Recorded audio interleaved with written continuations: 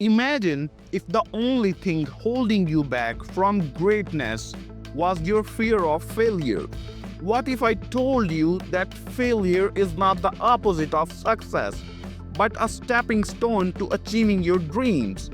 Every champion, every innovator, and every person you admire has failed countless times, but they didn't let failure define them. Instead, they learned from it and kept pushing forward. Think about it. When you fail, you don't lose, you gain valuable experience and wisdom that success alone cannot teach you.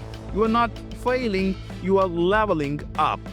The truth is, perfection doesn't build character. It's the struggles and challenges that make you stronger. Your mistakes are shaping something powerful within you. So don't fear failure. Fear staying exactly where you are right now.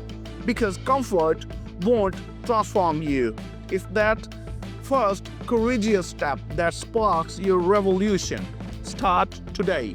Take the leap. Embrace the falls. Rise stronger. You got this?